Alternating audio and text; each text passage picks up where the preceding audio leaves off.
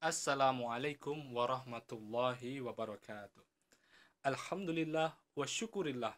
La haula wa la quwata illa billah amma ba'du. Pemirsa yang dirahmati Allah Azza wa Jalla, pada bulan ini, bulan suci Ramadan, umat Islam di seluruh penjuru dunia sedang antusias melaksanakan firman Allah, melaksanakan perintah Allah, baik itu yang fardu dan juga yang sunnah. Di bulan suci Ramadan ini juga kita menyaksikan banyak dari saudara-saudara kita yang turun ke jalan-jalan dari satu gang ke gang yang lain mencari saudara-saudara kita yang membutuhkan bantuan dengan memberikan sodakoh, memberikan sedekah, baik itu yang berupa pakaian pantas pakai, baik itu yang berupa makanan cepat saji untuk berbuka ataupun sahur, dan juga memberikan dalam bentuk uang tunai. Sesungguhnya, jamaah yang dirahmati Allah, kebiasaan yang baik ini patut untuk kita lestarikan, untuk kita tradisikan terus-menerus, tidak hanya di bulan suci Ramadan saja. Orang yang suka berderma atau bersedekah di jalan Allah, sesungguhnya harta mereka tidak akan berkurang, tidak akan lenyap.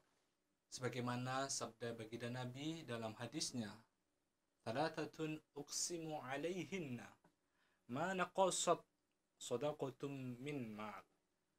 Baginda Nabi bersumpah dengan 3 hal yang salah satunya orang yang bersedekah, harta mereka tidak akan berkurang.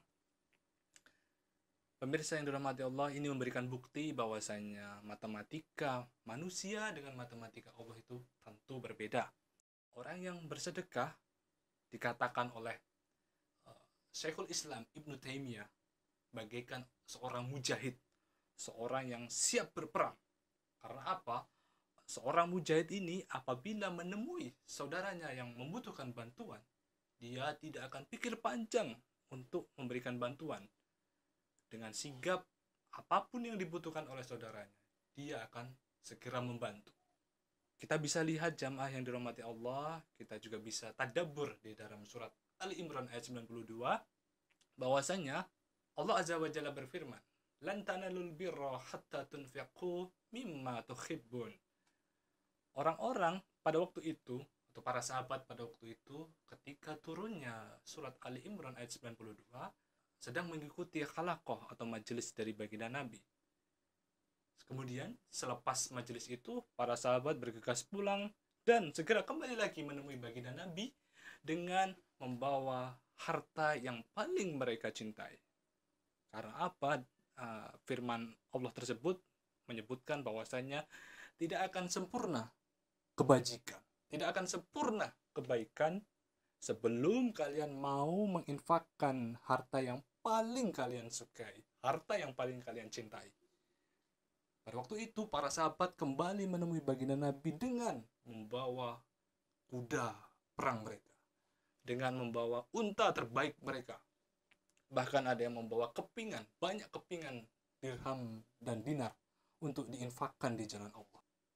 Pemirsa yang dirahmati Allah, kemudian di dalam surat Al-Hasyr ayat 9 dikisahkan ada seorang muhajirin yang datang ke Madinah untuk berhijrah, menemui baginda Nabi SAW dan berkata bahwasanya, "Wahai baginda Nabi, sesungguhnya aku sudah tidak memiliki apa-apa lagi." Kemudian singkat kisah, baginda Nabi menawarkan kepada para Ansor, orang-orang asli Madinah, untuk membantu saudaranya ini. Dan dengan sigap, orang Ansor, ada salah seorang Ansor yang kemudian menawarkan diri untuk membantu sang muhajirin ini. Diajaklah ke rumah dan menanyakan kepada istrinya, "Wahai istriku, apakah engkau memiliki makanan untuk diberikan atau untuk dihidangkan kepada saudara kita muhajirin ini?" Sang istri menjawab, "Wahai suamiku, sesungguhnya ini adalah makanan terakhir yang harusnya dimakan oleh anak-anak, karena sejak dari tadi mereka menunggumu untuk pulang."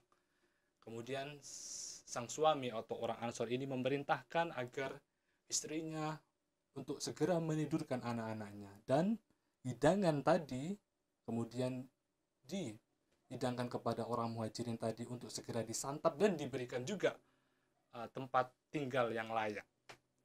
Pemirsa yang dirahmati Allah, dalam kitab Az-Zuhud war Raqaiq, dalam pasal sedekah, Sayyidah Aisyah, istri baginda Nabi, suatu hari ketika sedang berpuasa pernah didatangi oleh orang yang kurang mampu, meminta bantuan. Nah, akhirnya Sayyidah Aisyah tanpa pikir panjang memberikan roti yang sebetulnya itu adalah hidangan terakhirnya untuk berbuka puasa.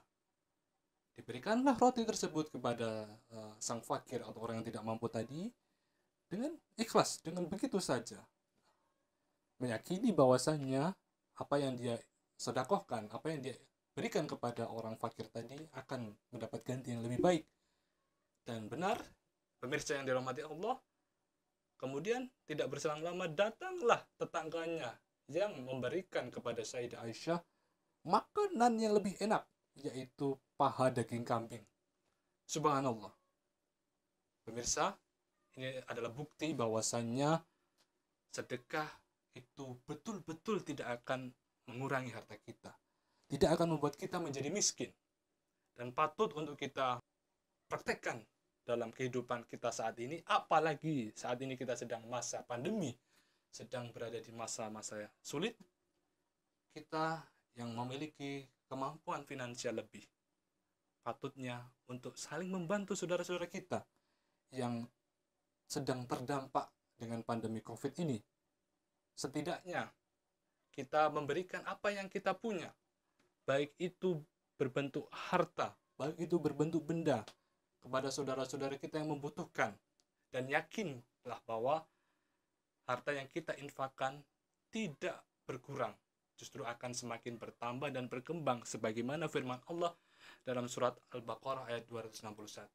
Dan setiap orang-orang yang bersedekah oleh malaikat didoakan, Allahumma u'ti munfiqan khalafan, ya Allah, berilah ganjaran, berilah ganti yang lebih banyak kepada orang yang suka bersedekah.